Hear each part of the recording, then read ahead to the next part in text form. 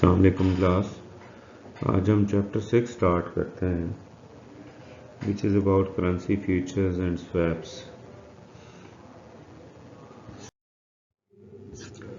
सो major objectives हैं वो इसमें ये होंगे कि हम फ्यूचर कॉन्ट्रैक्ट्स को जो वो बेहतर तौर पे कॉम्प्रिहेंड कर सकें, उन्हें समझ सकें और उसको कंपेयर एंड कंट्रास्ट करेंगे हम फॉरवर्ड कॉन्ट्रैक्ट के साथ।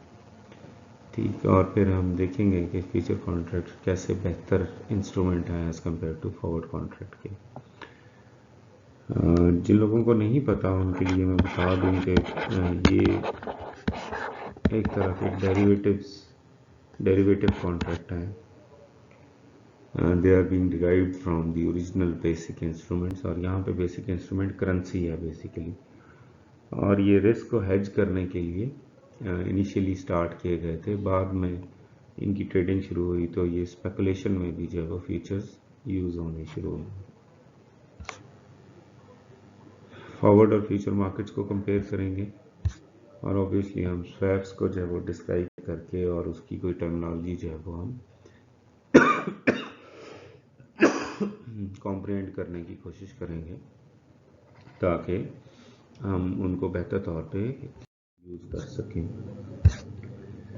सो करेंसी फ्यूचर्स की डेफिनेशन क्या है? They are basically contracts represents an obligation of seller.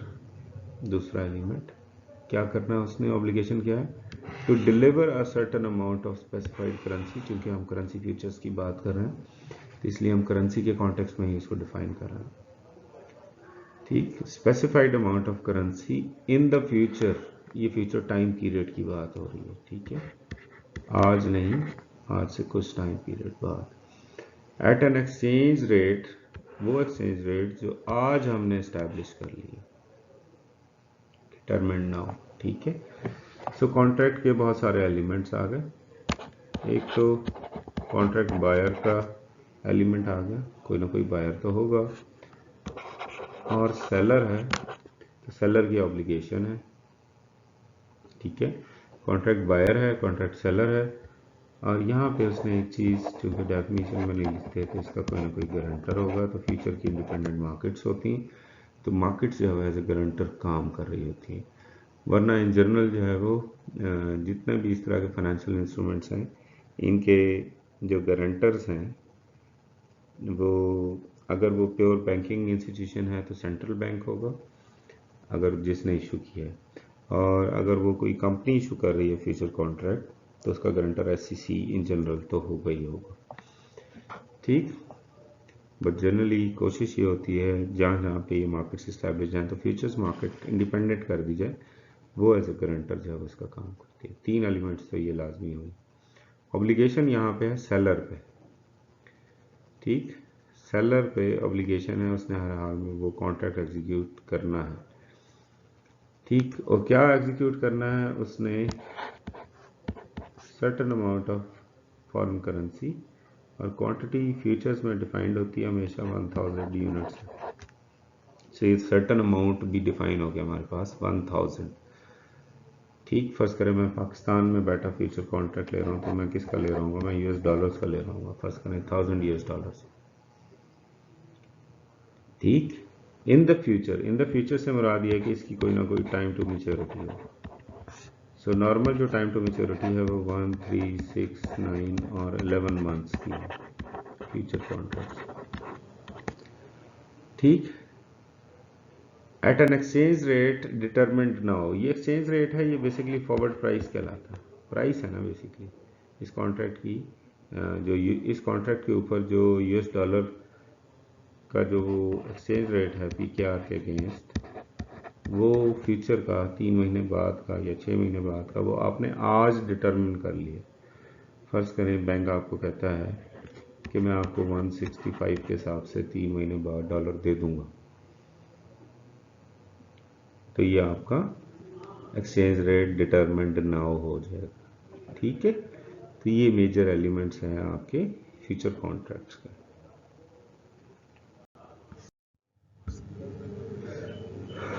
Future contracts generate क्यों करने पड़े? फॉरवर्ड कॉन्ट्रैक्ट्स में क्या प्रॉब्लम थी? जो फ्यूचर कॉन्ट्रैक्ट थे वो स्टैंडर्डाइज थे, ठीक है। फ्यूचर स्टैंडर्डाइज था किस हिसाब से, क्वांटिटी के हिसाब से, 1000 यूनिट्स हमने कहा। स्टैंडर्डाइज था टाइम के हिसाब से, हमने कहा 1 मंथ का हो सकता है, 3 मंथ का हो सकता है, 6 का, 11 का, 9 मंथ का, ठीक है। लेकिन जो फॉरवर्ड कॉन्ट्रैक्ट है उसमें बिजनेसमैन को आज़ादी ये है कि वो कोई भी क्वांटिटी हो सकती है,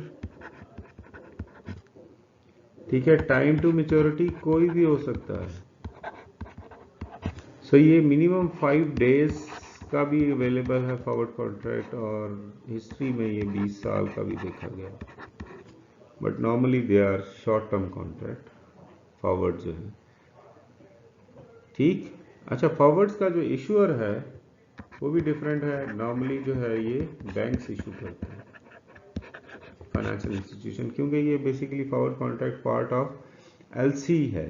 इंपोर्ट एक्सपोर्ट डॉक्यूमेंटेशन में आप एक एलसी जो है वो डॉक्यूमेंट प्रिपेयर करते हैं, उसका एक इम्पॉर्टेंट पार्ट है फॉरवर्ड कॉन्ट्रैक्ट। पाकिस्तान में इसे फॉरवर्ड रेट एग्रीमेंट के नाम से जो है वो जाना जाता है। जो लोग अपने आप को इस कॉन्ट्रैक्ट से बचाना चाहते हैं इस्लामिक प्रिंसिपल्स को सामने रख के, वो फॉरवर्ड रेट एग्रीमेंट नहीं करते, वो स्पॉट रेट एग्रीमेंट करते हैं। तो दो तरह के हमारे पास एग्रीमेंट अवेलेबल हैं, फॉरवर्ड रेट एग्रीमेंट और स्पॉट रेट। फॉरवर्ड रेट क्या है, इसी तरह फ्यूचर की प्राइस आज डिटरमिन कर ली, और स्पॉट रेट क्या है कि फ्यूचर में जो भी प्राइस होगी उस दिन की मार्केट प्राइस पे हम ट्रांजैक्शन करेंगे। हम जुआ नहीं खेलते कि आगे की प्राइस हम पहले से आज तय कर लें। बहरहाल ये दोनों में से कोई एक डॉक्यूमेंट आपको हर हाल में एलसी में साइन करना पड़ता है, चाहे फॉरवर्ड रेट एग्रीमेंट का हो या स्पॉट रेट एग्रीमेंट का हो, ठीक। तो देखें कितना एक फ्लेक्सिबिलिटी है इसमें। तो इसमें ईश्वर बैंक है, इसके यूज़र कौन थे, इसके यूज़र एक्सपोर्टर्स इंपोर्टर्स हो गए। आपके आसान हो गया ना आपके लिए इसको डिस्क्राइब करना, ठीक है। और उसके यूज़र्स कौन है, स्टैंडर्डाइज कॉन्ट्रैक्ट है फ्यूचर्स, उसके यूज़र्स ज़्यादातर जो है वो स्पेकुलेटर्स हैं। स्पेकुलेटर्स क्या हैं, आपके डे ट्रेडर्स हैं, ठीक है। डे ट्रेडर्स जो डे इन डे आउट पे आते हैं, अपने फाइनेंशियल इंस्ट्रूमेंट खरीदते हैं, बेचते हैं, क्योंकि ये कंटिन्यूसली ट्रेड हो रहा है। इसका मतलब ये है कि ये ट्रेडेबल भी हैं, इस वजह से ये स्टैंडर्डाइज्ड हैं। तो ये ट्रेडेबल हैं, इसका मतलब है मार्केटेबल हैं, ठीक है। और इसका आखिरी मतलब ये भी है कि लिक्विड भी है, यानी आपको पैसों की ज़रूरत है तो आप इसको बेच के अपने पैसे खड़े कर सकते हैं। लेकिन इसमें जब तक टाइम टू मैच्योरिटी नहीं आएगा आपका काम, इस कॉन्ट्रैक्ट से आप बाहर नहीं आ सकते। इसको आप बेच के, चूंकि ट्रेडेबल है, मार्केटेबल है, लिक्विड है, तो ये नॉन ट्रेडेबल है, क्योंकि नॉन स्टैंडर्डाइज्ड है, ठीक है। नॉन स्टैंडर्ड है ना, तो नॉन ट्रेडेबल है, इसका मतलब है ये नॉन मार्केटेबल है, मार्केटेबल नहीं है, आप इसको ट्रांसफ़र नहीं कर सकते। इसका मतलब ये है कि ये ओपन इंस्ट्रूमेंट है। जो फ्यूचर्स थे ये ओपन इंस्ट्रूमेंट है। ओपन इंस्ट्रूमेंट से मुराद ये है कि इस पर कोई नाम नहीं लिखा हुआ, स्ट्रीट नेम है, स्ट्रीट नेम इंस्ट्रूमेंट, ठीक है। यानी इस पर कोई नाम नहीं लिखा, जैसे करेंसी स्ट्रीट नेम इंस्ट्रूमेंट है ना, कि लिखा होता है कि जी holder of this currency note या हामिल हाजा को, ठीक है। हामिल हाजा जो है वो बेसिकली होल्डर है, जबकि जो फॉरवर्ड कॉन्ट्रैक्ट है वो स्पेसिफाइड है, आपके नाम पे बना है, स्पेसिफाइड है, इसी वजह से वो ट्रांसफरेबल नहीं है, ठीक। तो नॉन ट्रांसफरेबल है,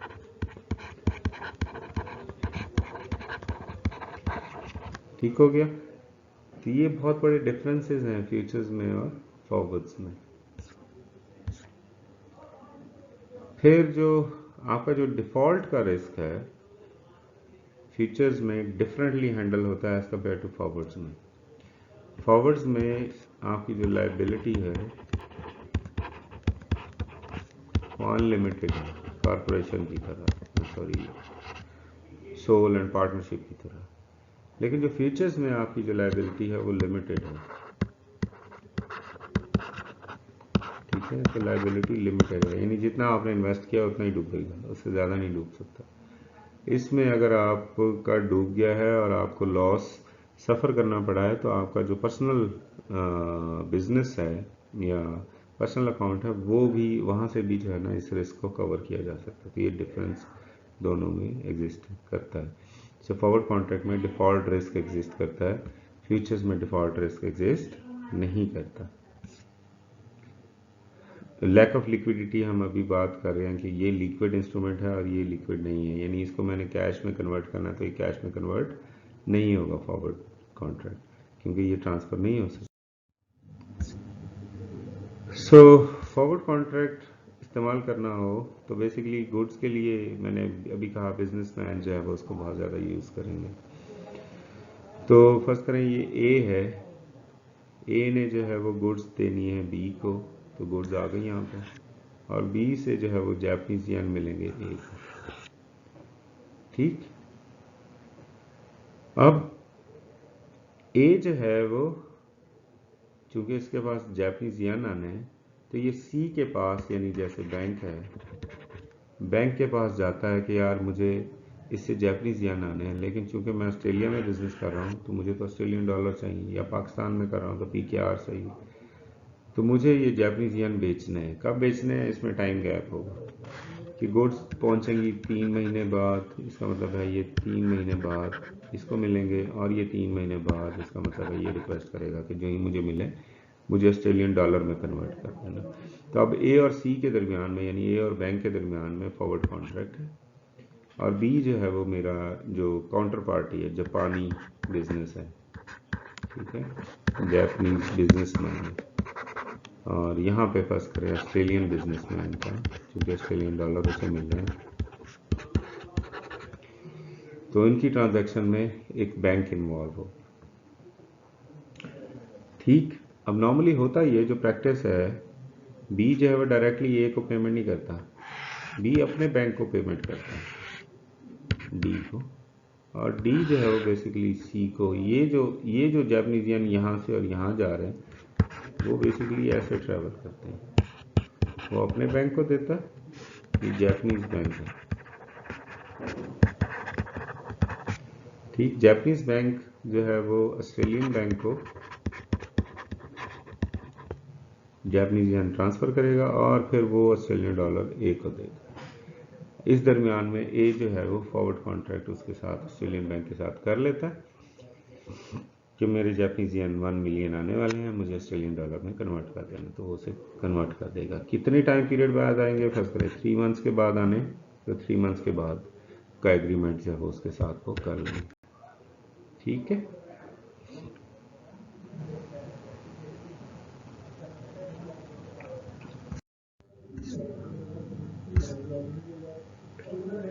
अब जो डिफ़ॉल्ट के जो चांसेस होते हैं फॉरवर्ड कॉन्ट्रैक्ट में, वो टेंडेंसी क्या है, ए जो है वो टेंड्स टू डिफ़ॉल्ट की सिचुएशन कैसे हो सकती है। फर्स्ट करें आपका जो ए और बी का एलिमेंट अगर हम देखें, तो ए ने 1 मिलियन US डॉलर जो है वो बी को देने, जिसके बदले में बी ने, यानी बैंक है फर्स्ट में, 1.8 मिलियन ऑस्ट्रेलियन डॉलर ए को देने। इसका मतलब है फॉरवर्ड रेट एग्रीमेंट जो है वो इनका क्या हुआ होगा, 1.8 पे हुआ होगा, यानी Australian dollar to US dollar basically 1.8 का एक्सचेंज रेट उन्हें मिला होगा, फॉरवर्ड रेट मिला है।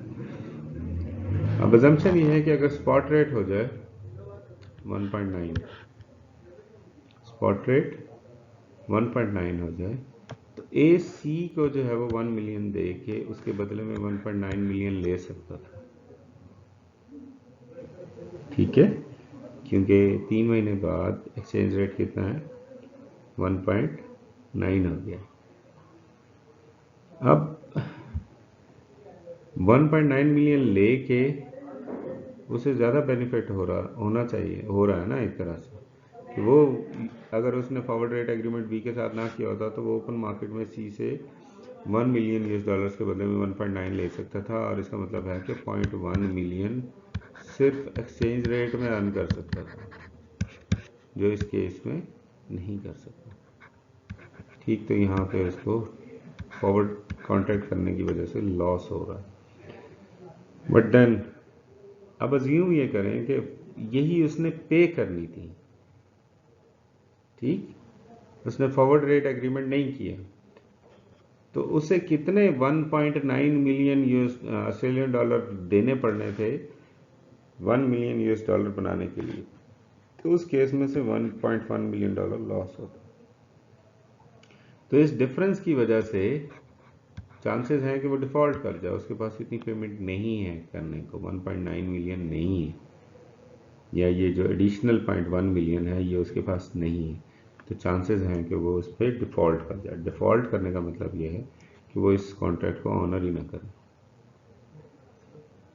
ठीक, तो ये एक एलिमेंट जो है वो डिफ़ॉल्ट कर निकल सकता है। अब यहाँ पे ए टेंड्स टू डिफ़ॉल्ट उसने इसलिए कहा है कि उस बेचारे ने जो बदले में 1.8 मिलियन मिले हैं उसे, उसके बदले में वो 1.9 ले सकता था, यानी उसने 0.1 मिलियन लेस लिए हैं फॉरवर्ड रेट एग्रीमेंट करने की वजह से, तो ये उसको अच्छा खासा लॉस है।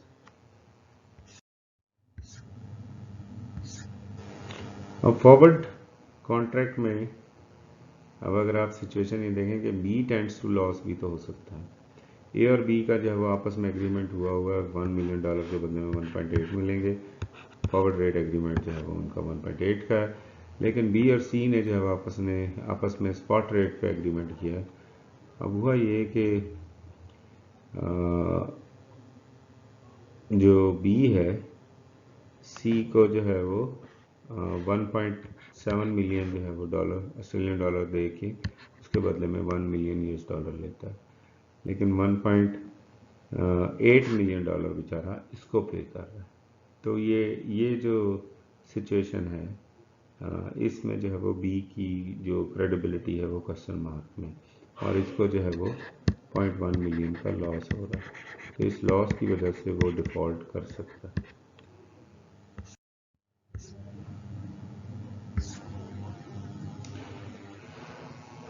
फिर अगर आप इस कॉन्टेक्स्ट को कॉम्प्रिहेंसिवली देखें तो सिचुएशन यूँ भी हो सकती है कि किसी को डिफ़ॉल्ट करने की ज़रूरत नहीं है। ए और बी का देखें, फॉरवर्ड रेट एग्रीमेंट हुआ है 1.8 का, तो 1.8 ही मिलना। स्पॉट रेट एग्रीमेंट जो है वो बी और सी का जो है वो 1.8 का ही है, तो 1.8 मिलियन और 1 मिलियन यूएस डॉलर एक्सचेंज हो जाए। और सी और ए का भी जो है वो एग्रीमेंट हुआ है स्पॉट रेट का 1.8 का, यानी 1 मिलियन यूएस डॉलर के बदले में ऑस्ट्रेलियन डॉलर 1.8 मिलियन मिल रहे हैं, फिर तो इशू ही कोई नहीं है, किसी को कोई डिफ़ॉल्ट के चांसेस नहीं है। सो तीनों केसेस में हमने देखा कि ए भी डिफ़ॉल्ट हो सकता है, बी भी डिफ़ॉल्ट कर सकता है, ठीक है, सी के भी इसी तरह डिफ़ॉल्ट होने के चांसेस बन सकते हैं। तो हमें जहन में ये रखना है कि अगर हमने फॉरवर्ड रेट एग्रीमेंट कर लिया हो तो हमें ये जो डिफ़ॉल्ट टेंडेंसीज हैं इनसे बचने का अच्छा मौका मिल जाता है। और इसका जो काउंटर सोल्यूशन है, फॉरवर्ड रेट की जगह अगर हम फ्यूचर कॉन्ट्रैक्ट ले लें तो वो भी हमें अच्छा खासा जो है वो सेफ गार्ड कर जाता है, हम हेजिंग में उसको यूज़ कर सकते हैं हेजिंग में। अब अगर आप फॉरवर्ड कॉन्ट्रैक्ट को अनवाइंड करते हैं, ठीक, अनवाइंड करने का मतलब यह है कि आप अपनी ऑब्लिगेशन जो है वो किसी और पार्टी को असाइन कर देते हैं। सो आपने ऑब्लिगेशन जो है वो डी को असाइन कर दी, ए जो है वो पे कर रहा है कंपनसेशन किसको, सी को, और ए कंपनसेशन पे कर रहा है डी को, और सी और डी जो है वो क्या कर रहे हैं, वो आपस में जापानीज येन के बदले में ऑस्ट्रेलियन डॉलर एक्सचेंज कर रहे हैं। ठीक, सो इससे होगा क्या कि ए जो है वो अपने आप को सेफ गार्ड तो कर रहा है, लेकिन सेफ गार्ड करने के लिए वो कोई ना कोई प्रीमियम पे कर रहा है जिसे हम कंपनसेशन कह रहे हैं। सो यहाँ पे अज्यूम कर लें कि डी जो है वो एक इंश्योरेंस कंपनी है जो सी के बिहाफ पे जो है वो ए के बिहाफ पे सी को इंश्योर कर रही है। कि अगर सी पे नहीं करेगा तो फ्यूचर में डी ए को पे कर देगा, तो इससे ए की जो सेफ गार्डिंग है वो तो हो जाएगी, लेकिन डी फिर जो है वो वल्नरेबल हो जाएगा कि अगर सी जो है वो अगर डिफ़ॉल्ट कर जाता है तो डी भी डिफ़ॉल्ट करने के चांसेस हैं और उसकी वजह से ए को जो डिजायर्ड पेमेंट है वो शायद ना मिले। फिर जो कैंसिल करना है अगर आपने फॉरवर्ड कॉन्ट्रैक्ट, तो आप सीधा सीधा ए जो है वो सी को पे कर दे और उसकी कैंसिलेशन। अब ऑफसेटिंग पोजीशन अगर आप ई के साथ एंटर होना चाहते हैं तो वो हो सकते हैं। अब देखें ए और सी का कॉन्ट्रैक्ट ये था कि ए ने जापानीज येन पे करने हैं सी को और बदले में ऑस्ट्रेलियन डॉलर लेने। ऑफसेटिंग ये भी हो सकता है कि ए ई के साथ एक कॉन्ट्रैक्ट कर ले कि अच्छा जो मुझे ऑस्ट्रेलियन डॉलर मिलेंगे वो मैं आपको दूंगा, उसके बदले में आपने मुझे डिजायर्ड जापानीज येन दे देना। ठीक, तो ये आपकी ऑफसेटिंग पोजीशन ई के साथ होगी। जितने आपको ऑस्ट्रेलियन डॉलर मिल रहे हैं उतने आप पे कर रहे हैं, जितने आपको जापानीज येन मिल रहे हैं उतने आप पे कर रहे हैं, तो ये आपकी ऑफसेटिंग हो जाएगी। लेकिन रियल लाइफ में ये ऑफसेटिंग सिचुएशंस क्रिएट करना ज़रा मुश्किल हो जाता है। अब फ्यूचर्स जो है वो इन सारे प्रॉब्लम्स को कैसे रिजॉल्व करते हैं। हमने पहले तो कहा कि स्टैंडर्डाइज कॉन्ट्रैक्ट डायमेंशन है, इस पर हम बड़ी बात कर चुके होंगे। फिर जो डिफ़ॉल्ट रिस्क है that is controlled by the clearing corporation. ये क्लियरिंग कॉर्पोरेशन मैंने पहले कहा था, ये हमारी जो फ्यूचर्स एक्सचेंज है, ठीक है, ये उसका काम है। और सम रेगुलेशंस हमने इसके लिए कहा था कि SEC है और पाकिस्तान में ये SECP है। सो पाकिस्तान में फ्यूचर्स एक्सचेंज इंडिपेंडेंटली नहीं है, बेसिकली वो PSX का ही पार्ट है। तो पाकिस्तान स्टॉक एक्सचेंज पे फ्यूचर्स की एक विंडो है, क्योंकि हमारे पास फ्यूचर के कॉन्ट्रैक्ट अभी इतने ज़्यादा नहीं हुए कि उनको इंडिपेंडेंट मार्केट का स्टेटस मिल सके, तो इस वजह से वो PSX पे एक विंडो के तौर पे काम करे। फ्यूचर में अगर ये मार्केट ग्रो कर गई तो ऑब्वियसली हमें इंडिपेंडेंट फ्यूचर्स मार्केट बनानी पड़ेगी। हम ये इस पर भी बात कर चुके हुए हैं कि फ्यूचर कॉन्ट्रैक्ट्स अच्छे खासे लिक्विड। जो क्लियरिंग कॉर्पोरेशन का रोल है फ्यूचर्स ट्रेडिंग में वो क्या है? सो बेसिकली आप जो US डॉलर दे रहे हैं वो क्लियरिंग कॉर्पोरेशन को दे रहे हैं, क्लियरिंग कॉर्पोरेशन वो US डॉलर बी को दे रही है और बी जो ऑस्ट्रेलियन डॉलर ले रही है वो क्लियरिंग कॉर्पोरेशन को दे रही है और वहाँ से वो ए को मिल रही है। तो इसलिए हर हाल में जो ट्रांजैक्शन का गारंटर है वो अपना रोल प्ले कर रहा है। दरमियान में क्लियरिंग कॉर्पोरेशन का क्या रोल होगा और इसकी अर्निंग क्या होगी? ऑब्वियसली ये थोड़ी बहुत कमीशन चार्जेस जो है वो अर्न करके अपने लिए जो अपनी कॉस्ट है वो रिकवर कर। अब दोनों को अगर हम कंपेयर करें तो मार्केट साइज में फ़र्क है, चूँकि एक्चुअल बिजनेसमैन की वजह से फॉरवर्ड का साइज़ है वो बहुत बड़ा था फ्यूचर्स के मुकाबले में। अब फ्यूचर्स का साइज़ रिलेटिवली बहुत ज़्यादा इंक्रीज़ कर गया फॉरवर्ड्स के मुकाबले में। फिर मार्केट स्ट्रक्चर का बड़ा डिफरेंस है। जैसे हमने कहा कि इसमें क्लियरिंग कॉर्पोरेशन है, जैसे फ्यूचर्स मार्केट की हम बात कर रहे हैं, उसमें बैंक्स हैं, बैंक्स के गारंटर पे सेंट्रल बैंक होता है। तो मार्केट स्ट्रक्चर में भी बड़ा फ़र्क है, एक तो साइज़ में फ़र्क है, दूसरा स्ट्रक्चर में बड़ा फ़र्क है। फिर कॉन्ट्रैक्ट साइज़ हमने कहा उसमें स्टैंडर्डाइज है, इसमें कोई भी क्वांटिटी हो सकती है। आप मिनिमम जो LC डॉक्यूमेंटेशन है $500 के लिए ओपन कर सकते हैं अक्सर बैंक्स के लिए, और मैक्सिमम की कोई कैद नहीं है।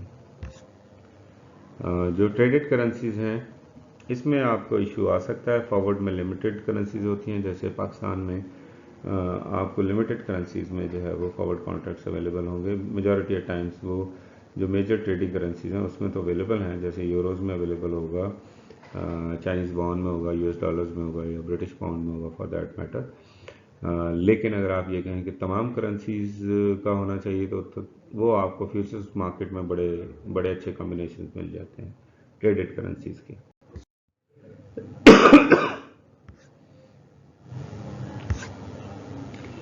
अच्छा, फिर जो क्रॉस रेट्स हैं यानी क्रॉस एक्सचेंज रेट्स की अगर हम बात करें तो उसमें ना फॉरवर्ड्स में इक्विलिब्रियम एग्जिस्ट करता है क्योंकि वो मैनुअली कैलकुलेट होता है। फ्यूचर्स में चूंकि डिमांड सप्लाई गैप चल रहा होता है और उसकी वजह से प्राइसेस मूव कर रही होती हैं, तो इसमें जो क्रॉस रेट्स हैं उसमें डिसइक्विलिब्रियम होता है और कहीं ना कहीं पे आपके लिए आर्बिट्राज एग्जिस्ट करता है।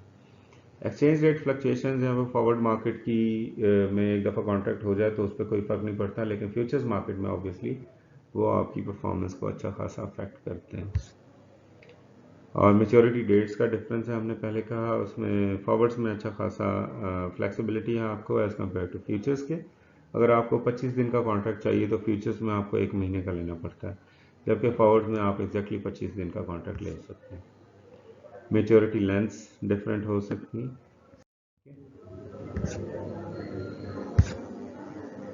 क्रेडिट रिस्क जो है वो एग्जिस्ट करता है आपके क्या कहते हैं फॉरवर्ड मार्केट में, फ्यूचर मार्केट में भी एग्जिस्ट करता है, लेकिन वो रिलेटिवली कंट्रोल्ड है। आप मार्जिन ट्रेडिंग आपने देखी होगी, तो मार्जिन ट्रेडिंग की वजह से आपका जो रिस्क है, क्रेडिट रिस्क, वो किसी हद तक कंट्रोल्ड हो जाता है। लेकिन फॉरवर्ड्स में ऐसा कुछ नहीं है, फॉरवर्ड्स में अच्छा खासा जो है रिस्क, ओपन रिस्क है। सो फ्यूचर्स मार्केट में आपका जो क्रेडिट रिस्क है रिलेटिवली लो हो जाता है। कैश फ्लोज फॉरवर्ड्स में आपके स्टक हो जाते हैं, फ्यूचर्स में आपके पास ऑप्शन होती है, हर वक्त आप किसी भी टाइम कैश आउट कर सकते हैं। आवर्स ऑफ ट्रेडिंग, जो फ्यूचर्स मार्केट है वो 24 घंटे की है, जो फॉरवर्ड मार्केट है वो बैंकिंग टाइम के साथ है, फर्ज करें 9 to 5 है पाकिस्तान में, ठीक। तो ये फॉरवर्ड्स में आपको जो है वो इजीली ये हो सकता है, लेकिन फ्यूचर्स मार्केट 24 आवर मार्केट है, वर्किंग डेज में, यानी 5 दिन 24 घंटे किसी भी टाइम आपको फ्यूचर्स कॉन्ट्रैक्ट चाहिए तो आपको मिल सकते हैं। फिर जो एलिजिबल डीलर्स हैं, जैसे हम बात कर रहे हैं मार्केट मेकर्स की, तो वो मार्केट मेकर्स यहाँ पे बैंक्स हैं, और हर बैंक की हर ब्रांच जो है वो आपका फॉरवर्ड रेट एग्रीमेंट नहीं करके दे सकती, तो इसलिए उसको आपको स्पेसिफाइड ब्रांचेस में जाना पड़ता है। जो फ्यूचर्स मार्केट हैं अब तो ऑनलाइन अवेलेबल हैं, आप कहीं पे भी किसी भी वक्त जो है वो ये ट्रांजैक्शन कर सकते हैं। मेजर यूजर्स का डिफरेंस है, हम पहले बात कर चुके होंगे कि उसके यूजर्स बिजनेसमैन हैं, यानी इंपोर्टर्स एक्सपोर्टर्स हैं जो एक्चुअल कमोडिटी को ट्रेड कर रहे हैं, और जो फ्यूचर्स मार्केट के जो मेजर यूजर्स हैं वो स्पेकुलेटर्स हैं जो डे ट्रेडिंग करके अपनी अर्निंग जो है वो कर रहे होते हैं। सो फ्यूचर एक्सचेंजेस की एग्जांपल्स में अगर हम बात करें तो फिलाडेल्फिया स्टॉक एक्सचेंज है हमारे पास, शिकागो मर्केंटाइल एक्सचेंज है, ऑस्ट्रेलियन कॉन्टेक्स्ट में सिडनी फ्यूचर्स एक्सचेंज है, पाकिस्तानी कॉन्टेक्स्ट में हमने कहा था कि पाकिस्तान स्टॉक एक्सचेंज पे फ्यूचर्स की विंडो, ठीक। तो ये अलग से आपके पास अवेलेबल है फैसिलिटीज। ओके जी, यहाँ तक हम आज के लेक्चर को कंक्लूड करते हैं। नेक्स्ट लेक्चर में हम इंशाल्लाह स्वैप्स को डिस्कस करेंगे। कोई क्यूरीज हो तो प्लीज़ पूछिएगा।